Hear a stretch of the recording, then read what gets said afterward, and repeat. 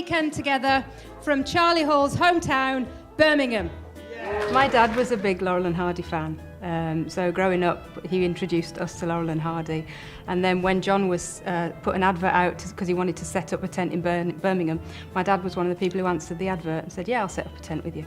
So that's how he met my dad, and then that's how we met. Mandy came along, it was love at first sight. There you are, how sweet. Wasn't So it? you never know what you might find at a Laurel and Hardy club. So yeah. Yes, come to Birmingham, meet your ideal partner. There you go. If you love us like we love you more than Irish stew. Poop-poopy-doo.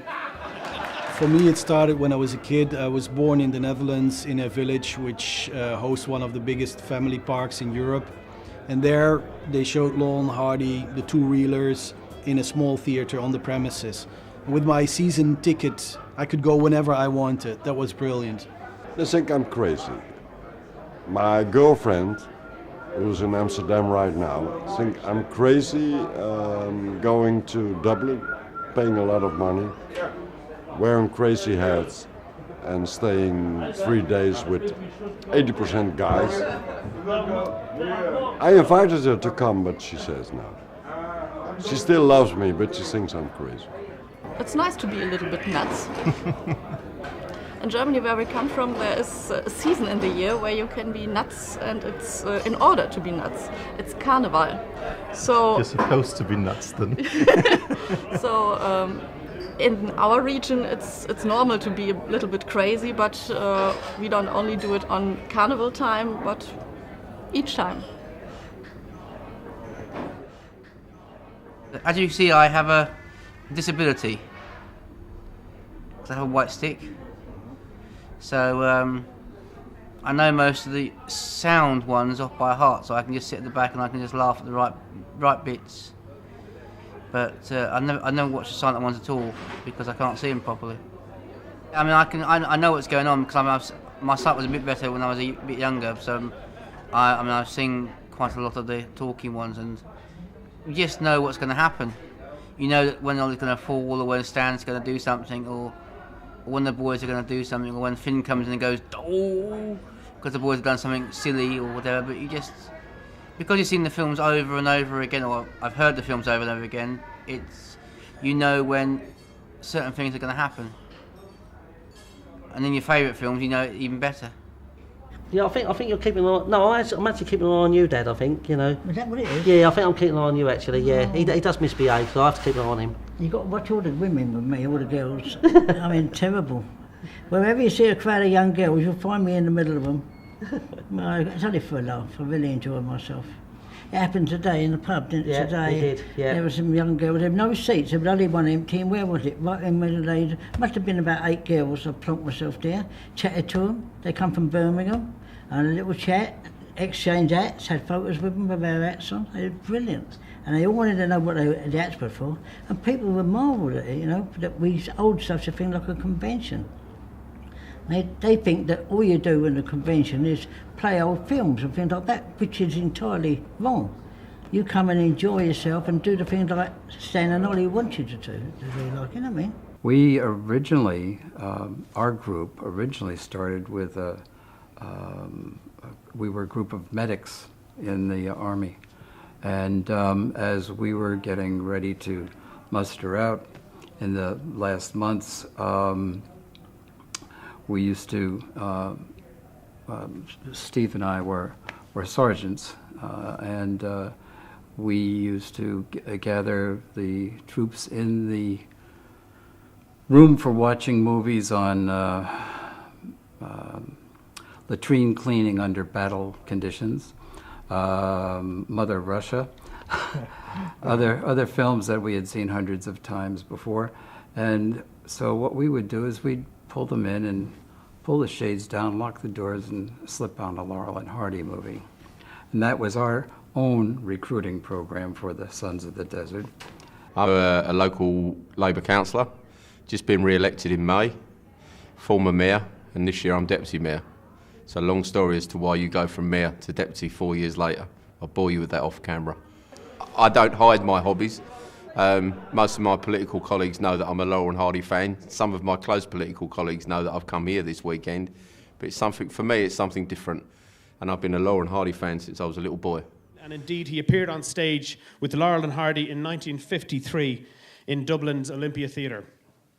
He's going to perform for us later, but for the moment, please give a very special welcome to Mr. Eugene Lambert. 1953, I was asked to perform at a show in the Olympia. And to my great surprise, Laurel and Hardy were the guests of honour on the show. And I hadn't met them before, but when I went on and did my act, and when I was finished the act, I end by putting Finnegan, my character, in the case, and then taking the case off and coming back and taking a bow.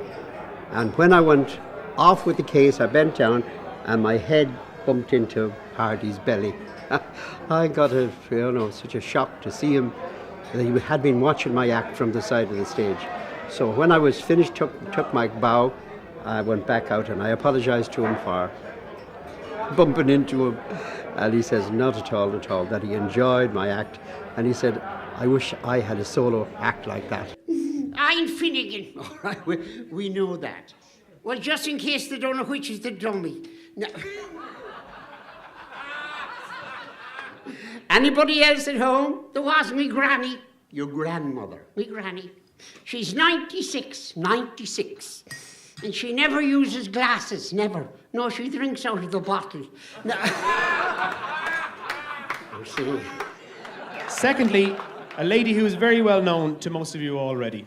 One of the original child stars of the Our Gang series at the Halroad Studios, she also played the part of Curly Locks in Laurel and Hardy's Babes in Toyland. She's here with us tonight. It's our very own Irish Auntie Poppy. Ladies and gentlemen, please welcome Jean Darling.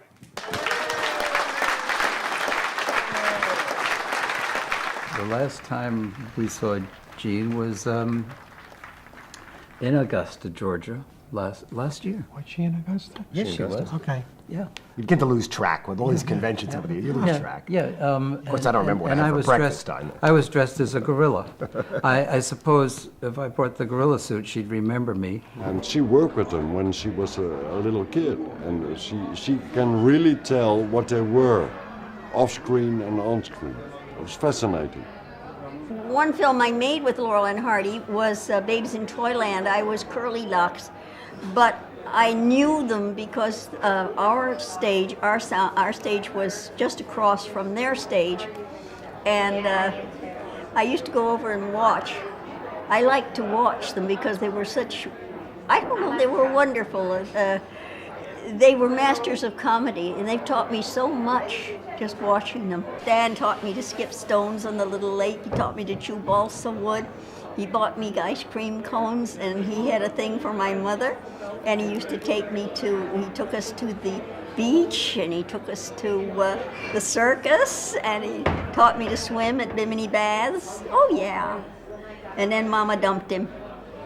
Jean is one of the last. If Jean, I hope it never happens, but sometime it will happen. Then nobody can tell how they really were. I've been in show business since I was 6 months old. So, I've been in silence. That just shows you. And isn't it surprising? I still look at the grass from this side. Because all my gang is dead now. The ones I was with, they're all gone. And even some of the ones that came after me, like Spanky is dead and Darla is dead, and here I am going to conventions of Laurel and Hardy. When I first went to one, I knew it was not because of me, but because I knew Stan and Babe. And so I didn't kid myself that they thought anything of me or what I had done. It was just because I knew Stan and Babe. But now I've been to at least a dozen of them. And well, I don't know if you saw the way they hug me and they kiss me and they fuss over me. And now it's because they like me and they want me.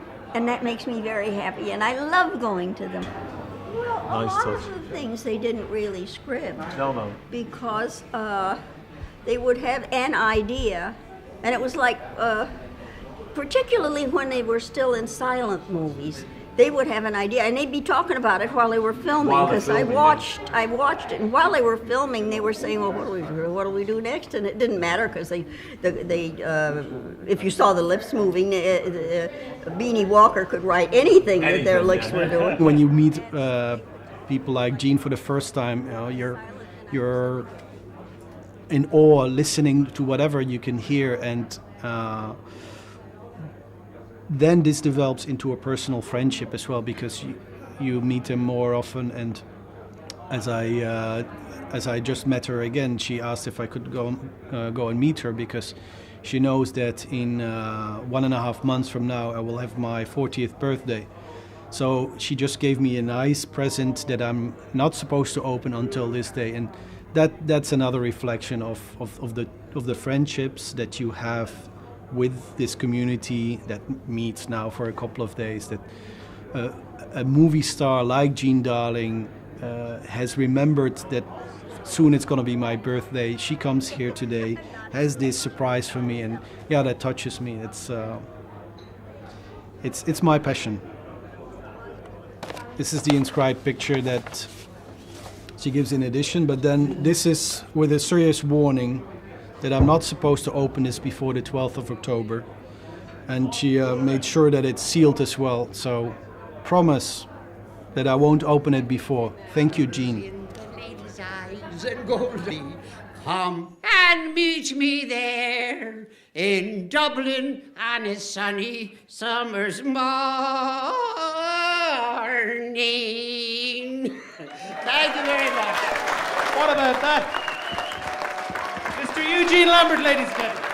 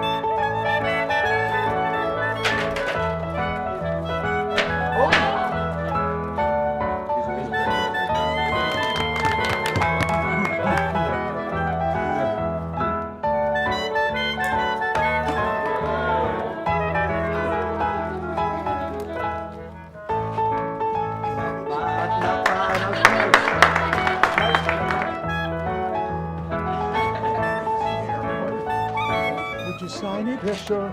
You don't have to have the long inscriptions of voodoo. Okay. The silent films were on German cinemas in the late 20s, and in the 30s they were big.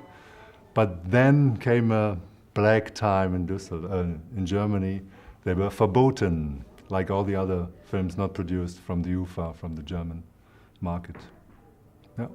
But after the war, sorry I mentioned the war, but after the war, they came very big because people, of course, wanted to laugh again. They were very popular then.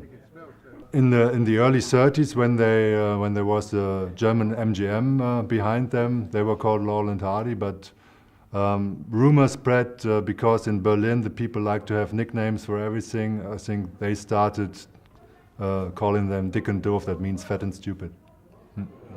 The poster market went much like baseball cards and comic books and all.